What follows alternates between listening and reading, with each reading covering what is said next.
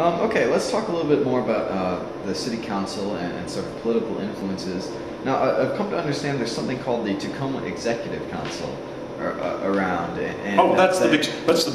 That's the big shots. Those are the guys who, are big developers or CEOs of major corporations and stuff like that. Yeah. Okay. So, what sort of influence do they actually have? I would say they formerly had more influence, but I would say now it's approaching zero as far as the city government goes. They were meeting. They had a really great executive director, David Allen, there for a while. They had a lot of great ideas that people worked on, like the Foss Waterway, and they are now. I think the executive council. I think they're focused on higher education. They're not really that much focused on things in Tacoma. So you'd say they've had a mostly positive impact on Tacoma when they did have more influence? Well, yeah, they were, at one time were very much in favor of the comprehensive development of Foss Waterway. Now they turned against that last term that I was on the council, but they didn't want that anymore for various reasons. Yeah, they had a positive. I would say they had very much a positive influence back there in the 1990s. Let me see. What needs to be done? The group that really is the powerful sort of ruling clique that people don't know anything about is called the American Leadership Forum. That's the one to look up. And what do they do? Oh, it's sort of a combination of summer camp and junior league. Okay. It's sort of like your initiation process to become part of the ruling class. Mm-hmm. And what sort of influence do they have over decisions made? Most of the members of the city council actually are that, and you'll go and you'll see that the council members want the people that succeed them on the city council are members of this group, and their website is a little tricky to find. It's called the Tacoma Pierce County ALF. You know, they don't even have a website generally, and so you can look down there and see the publisher, the News Tribune, is a member, and Bill Weyerhaeuser's a member, and all these different people. That's the group you need to watch out for. Okay. And why would we need to watch out for them exactly? Because of the way they, for instance, dominate the city council, and people don't know about that these people all have this little training together, and they go out to camp and they're supposed to fall their backs against each other so that they can trust each other, and it's this inner clique of politicians and others in town. So it's sort of like they might have private meetings before. Oh, sure. For instance, the reason why the News Tribune is so nice to the Ladenburgs, John Ladenburg all the time, is because they're all involved in this together. Mm-hmm. I understand that the Ladenburgs have had a long history in politics in Washington. John Ladenburg has now been in elected office for over 30 years. Wow. In Tacoma, Pierce County, and now he's running for state office. Mm-hmm. What can you tell me about him and what he's done for Tacoma? Well, he has a very big family. He had been appointed to city council. Let me think. I don't remember the progression on that. Maybe it was when Sutherland was elected mayor. When Sutherland was a council member, he was appointed that, and he was a very good member of the Tacoma City Council. Very progressive, very pro-environment. That's how we got secondary treatment of sewage. Was because of him. Energy conservation. He had a lot of good issues, and he also was a very good Pierce County prosecutor. Mm-hmm. Do you feel like there's any sort of, underlying sort of conspiracy besides maybe this leadership group that's sort of like pushing agendas? Is that what they're trying to do? On the whole, not. It's like one of my friends who was used to be involved in the state government, and he would say, well, the government is not really that smart and organized enough to carry out a vast conspiracy.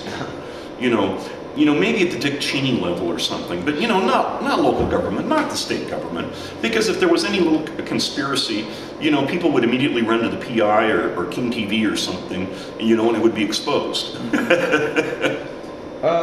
So what needs to be done to preserve buildings that the Historical Society just named on their watch list recently? Okay, now that's the Washington Trust for Historic Preservation, which is a separate organization. Got it. And then they have their local chapter, Historic Tacoma.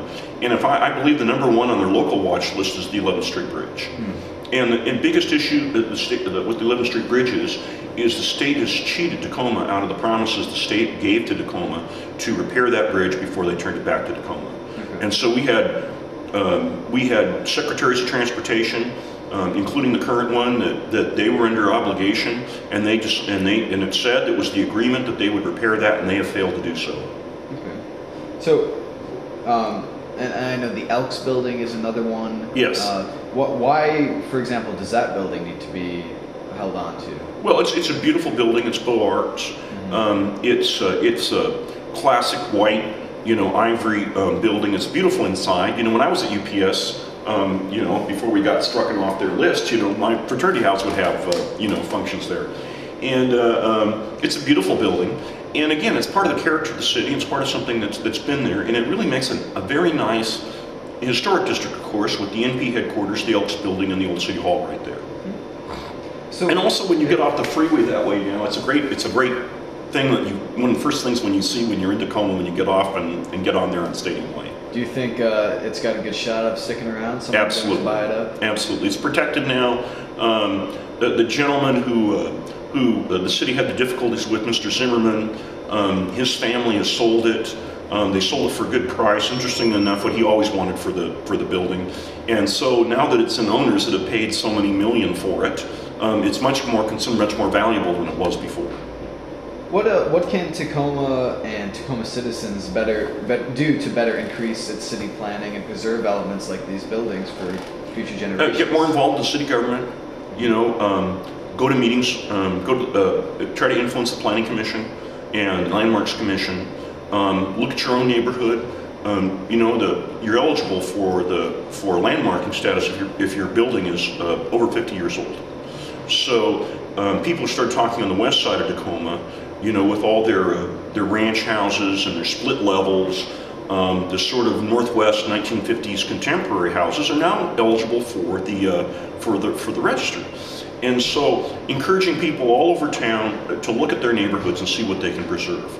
I initiated planning studies about South Tacoma, and particularly there's that area, South 54th Street, between Tacoma Mall Boulevard and South Tacoma Way, that is probably the best preserved street that we have in Tacoma from the days before World War II.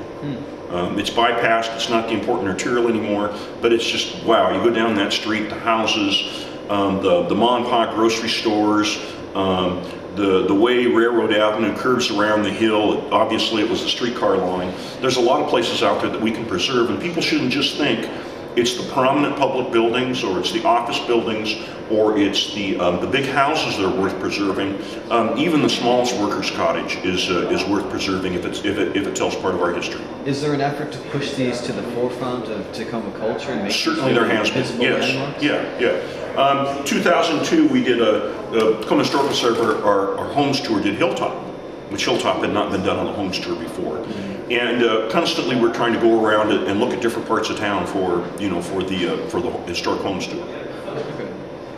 What would you say is the most sort of representative part of Tacoma? Maybe it's hard to say what's the most important part of Tacoma, but what is the sort of beacon that represents Tacoma? Well, this is because of my own family. I think of those blocks immediately north and south of 6th Avenue, where you could say the north end begins, or the near north end, or the central area, are with the 6th Avenue streetcar line. My grandmother grew up along there at 638 North Prospect.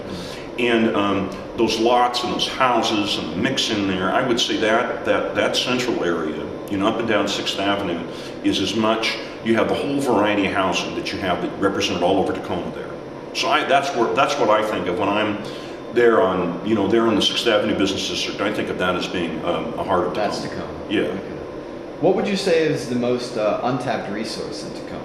Oh, it's the people. The people. There's so many people out here that are not living up to their full potential. It's not the problem. Like you said, this 1 out of 3 has a felon record. It's more like all the people who haven't had the opportunity to live up to their potential. And what do you think Tacoma could do? What do you think the people of Tacoma could do to make that happen? I think in the long run, it's continue to invest in our education system. It's continuing to invest in our parks. It's continuing investing in higher education. It's continuing to try to build the private, nonprofit, civic endeavors that people get to know each other and do good things in. Okay, well, that pretty much wraps up all the questions I have. Is there anything else that you'd like to add about the Tacoma Historical Society? No. Oh, Tacoma Historical Society, sure. $25 a year. This exhibit center right here is open Wednesdays through Saturdays, noon to 5. We have this exhibit now, the Shore Leave exhibit, that's going to be on until about January 19th. So come on down and see our exhibit. Okay, great. Well, thank you very much for sitting down with us. Thank you.